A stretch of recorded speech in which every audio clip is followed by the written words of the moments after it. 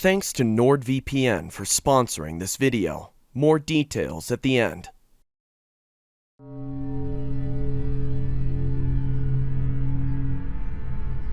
Carrie wanted nothing to do with the daily hustle and bustle of working in the city, having to commute early in the morning for a job that was only a half hour away thanks to the absurd amount of traffic she had to fight through. To make matters worse, she was undeniably beautiful, with her shining blue eyes and vibrant red hair that seemed to ignite whenever it went under direct light. In the city, that made her a high-priority target for catcalling and being followed around by less than well-intentioned fellows. Eventually, she could no longer deal with these issues, and so decided to quit her job and do what she loved to do the most: write. Thankfully, she had a sizable amount of money saved up and a good chunk of savings that allowed her to live comfortably for at least a year. In other words, she had 1 year to make it big as a writer, or she was screwed. Not wanting to live in the city anymore, she also moved out into the woods, opting to purchase a relatively small yet cozy cabin. Her family was understandably upset by this turn of events, but she did not mind their frustrations. What was done, as she told them. The first few weeks out there was a great success for her, at least in her mind. She wrote thousands of words every day for short stories and even a big novel she had planned. In between her writing binges, she would take walks around her property, soaking in the sweet and natural scents that the outside world had to offer, taking inspiration from the earth around her and the occasional occurrence of a small forest critter that brought her joy. One day, however, when she was on one of her walks and a few miles away from her cabin, she encountered something odd. Beneath one of the pine trails she often frequented was a rather arcane-looking skull that brought her a great deal of concern and confusion. She knelt down to inspect it and cocked an eyebrow as she looked it over. By all measurements, it looked like a normal skull of a deer, complete with antlers. There were two odd additions to the skull, however. The first was that there were two small horns that protruded just above where the forehead would be. And the second was that just below where its eye sockets were another set of eyes that were about the size of a human's. Hoping that it was just some cruel trick or some artistic creation and some abomination, she decided to pick it up and find out for herself. Upon touching the skull, she instantly felt a deep sensation of dread surge throughout her body, making her feel sick. Carrie backed away from it in a hurry and eyed it frightfully as she stumbled to her feet and jogged all the way back to her cabin, all the while trying to ignore the feeling of being watched as she did so. As soon as she arrived home, she slammed the door behind her and locked it. She then closed her blinds and peeked outside through them to try and see if there was actually someone there, or if her mind was just playing tricks on her. When nothing happened after a few minutes, she slumped down onto her couch and sighed in relief, chalking the situation up to just being isolated from others for an extended period of time. That night, as she was writing, she was interrupted by the loud grunting of a deer. She chuckled, thinking it was just some buck making its way through the area. Her hands froze in fear when a cacophony of grunts piped up one after another. Quickly, she turned off all the lights inside, grabbed a knife from the kitchen, and went to the window praying to God that there was just a herd of deer outside. To her complete and utter dismay, she was wrong. Standing in front of her cabin about 10 yards away stood 3 individuals wearing long black cloaks. Adorning their heads were deer skulls, the same type of deer skull that she had encountered earlier that day. One by one, they made the same grunting sounds from before, only this time they began walking towards the cabin. Understandably freaked out, she grabbed her phone and attempted to call the police. Tears filled her eyes as she saw "no service" written across the top of her phone. In frustration, she threw it on the ground and returned to the window to see that they were nearly at her door now, their grunts louder than ever. She screamed at them to go away, that she was armed, and to just leave her alone. After her panic-filled rant, she backed away from the window, shakily holding the knife in her hands. Seconds later, she turned into a sobbing mess as the individuals antagonizing her began knocking on her door. Please, just go away! She screamed. The knocking became louder and more insistent as time went by, until just when she thought she couldn't take it anymore, it stopped. What? She asked aloud, surprised that the threat decided to move along.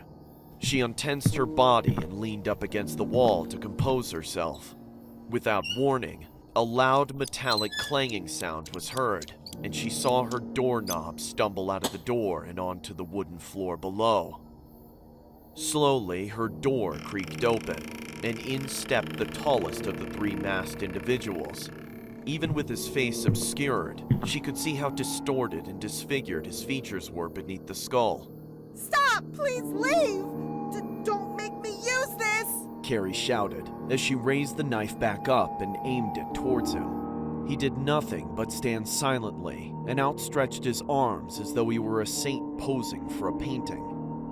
In defiance, Carrie screamed and charged toward the man, knife poised to pierce his chest.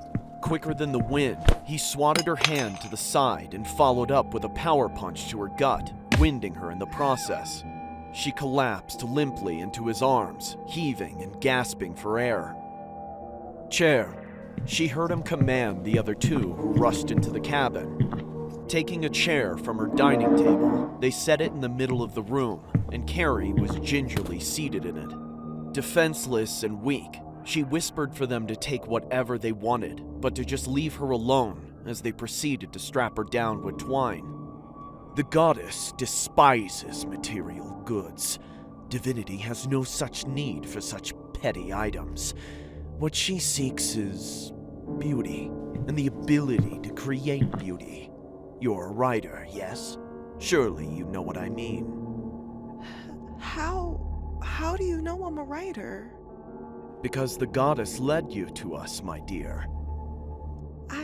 I don't understand. Carrie muttered as she looked between the three men. Sculptures, paintings, pottery, buildings, books, shrines, all created with the arms of talented individuals. You should feel blessed. Carrie squinted her eyes at him, completely bewildered at the situation. Why are you here? She says you have lovely arms, Carrie. Excuse me? Tears returned to her eyes as her stomach sank. So much potential not yet used. This is what she desires, and you have exactly that. He walked behind Carrie and placed his hands on her shoulders, and with bony fingers ran them up and down her arms. Carrie shuddered and swallowed hard. You don't have to do this. Carrie whimpered. I'm sorry, child. I weep for you. Truly, I do. His grip tightened around her shoulders, his fingernails digging into her skin and drawing blood. Carrie screamed in pain. But just think, you're going to be part of something so undeniably beautiful that this pain will become something to rejoice about. Upon realizing what was going to happen to her, Carrie's eyes widened and she thrashed around, begging and pleading to be let go. But all of those pleas fell upon the ears of men deaf to her plight. Detective Holt walked under the yellow tape that surrounded the cabin of Carrie Wilkins and went straight inside. In the center of the room sat the woman in question. He shook his head and did his best not to vomit at what he saw. A ring of leaves surrounded the chair that Carrie sat in, and a crown of twigs and flowers adorned her bloodied head. Her mouth was agape, with a few berries resting upon her tongue. Worst of all, her arms had been surgically removed, and pools of blood bathed the leaves below from her still leaking arms.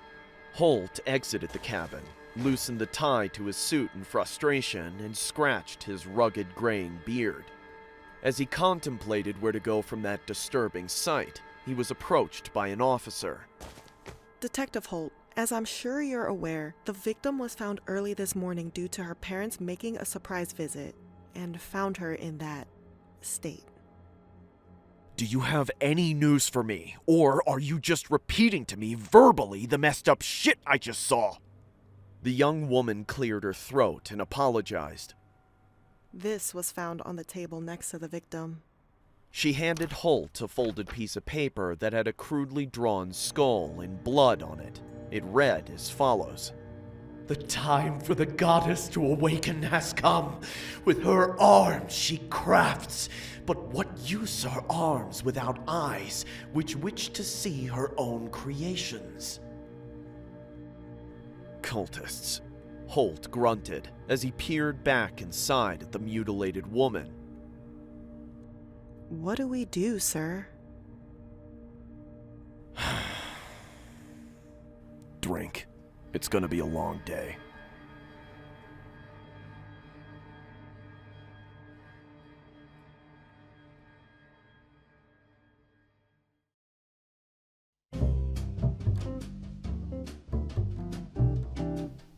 Hi, I'm Llama, and I'm here to talk to you about NordVPN, which is the perfect way to stay safe and secure online. NordVPN is one of the most popular VPN providers on the market, and for good reason. Their service is fast, reliable, and works on Windows, Mac, Linux, iOS, and Android. You can also use NordVPN on your router, which will protect all of the devices on your network. With NordVPN's over 5,000 servers in 59 countries, you can access geo-block content from nearly anywhere, browse the internet safely on public Wi-Fi, and protect yourself from DDoS attacks. Dead by Daylight. NordVPN's new threat protection can even block intrusive ads and protect you from malware, even when you're not connected to a VPN.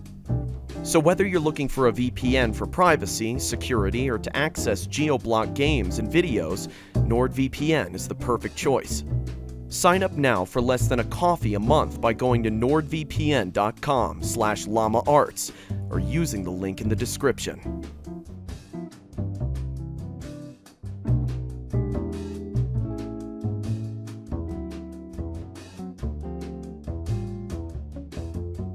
Thank you for sticking around to the end of the video. If you would like to support the channel, check out the merch link in the video description.